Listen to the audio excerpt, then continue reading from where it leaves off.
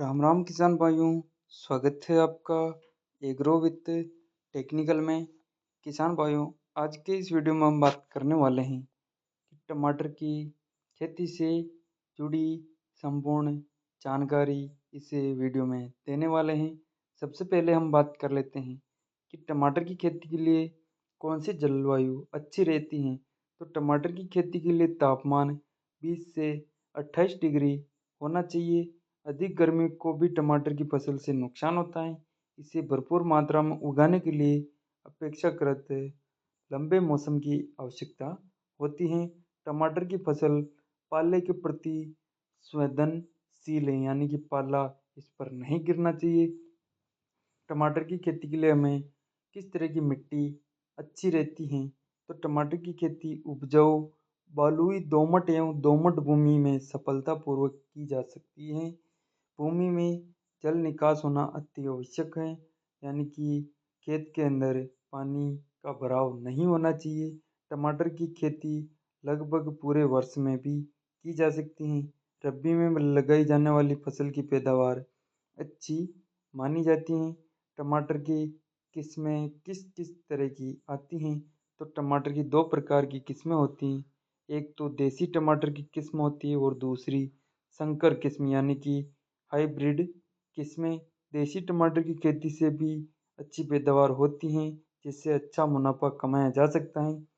टमाटर की जो देसी किस्म होती हैं, उसमें देसी टमाटर की खेती के लिए देसी किस्में हिसार, अरुण, पंजाब चुआरा, अर्का विकास, अर्का सौरभ, काशी अमृत, पंत टमाटर 3, कल्याणपुर टाइप 3, आज़ादी T5, आज़ादी T6, काशी पूसा अर्ली, काशी अनुपम आदि जो ये देसी किस्म की वैरायटियाँ आती हैं। जो हाइब्रिड आती हैं उसमें दो तरह की किस्में होती हैं, एक सीमित बढ़वार वाली, दूसरी असीमित बढ़वार वाली। सबसे पहले हम सीमित बढ़वार वाली की बात करें तो इसमें रश्मि, रूपाली, अजंता, पूसा हाइब्रिड 2, मंगला, वैशाली, मैत्री, अविनाश 22, स्वर्ण वैभव एवं ऋषि जो ये सीमित बढ़वार वाली किस्में हैं। दूसरी जो असीमित बढ़वार वाली आती हैं वो नवीन, सोनाली, लेरिका, रत्ना आदि।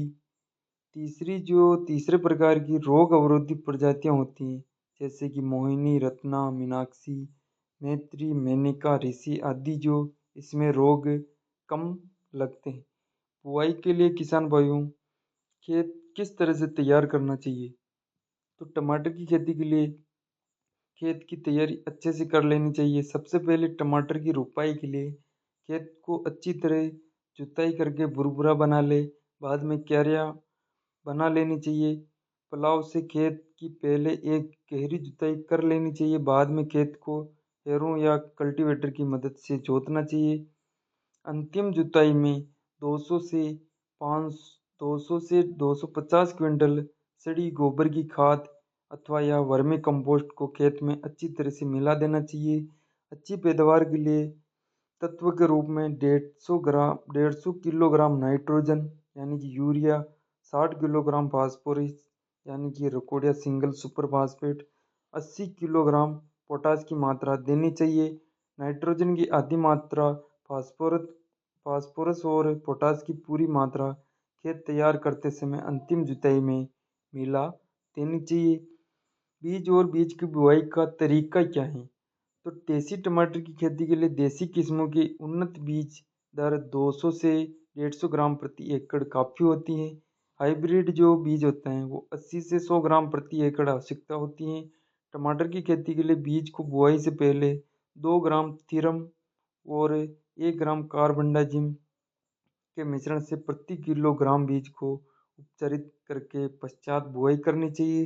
जब पौधे 1 सप्ताह के लगभग हो जाए तब डाइथेन 45 या वेविस्टिन 2 ग्राम प्रति लीटर पानी में घोल बनाकर छिड़काव करना चाहिए।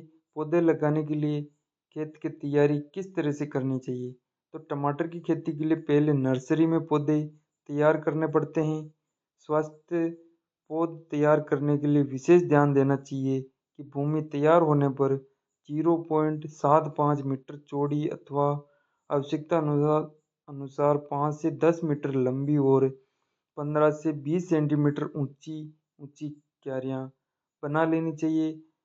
पौधे डालने से पहले 5 किलो सड़ी गोबर की खाद प्रति क्यारी, 40 ग्राम DAP और 10 ग्राम म्यूरेट ऑफ पोटाश और 5 ग्राम यूरिया प्रति वर्ग मीटर के हिसाब से डालना चाहिए। बीज को 3 ग्राम फुराडान 10 ग्राम थीमेट से प्रति लीटर पानी में घोलकर बुआई के 3 से 4 दिन पहले क्यारियों में छिड़काव करने से हानिकारक कीट नष्ट हो जाते हैं। टमाटर की खेती को हम सिंचाई कब और कैसे की जाती है? तो टमाटर के खेत में समय के अनुसार रुपाई की जाती है। वर्षा ऋतु में जून जुलाई में पौध डालकर जुलाई अगस्त में रुपाई की जाती है। जाड़े की फसल में सितंबर में पौधे लगाकर अक्टूबर में रुपाई की जाती है। टमाटर की खेती में जायद की फसल 15 जनवरी से 15 फरवरी तक पौध तैयार करके 15 फरवरी से 15 मार्च तक रुपाई की जाती है।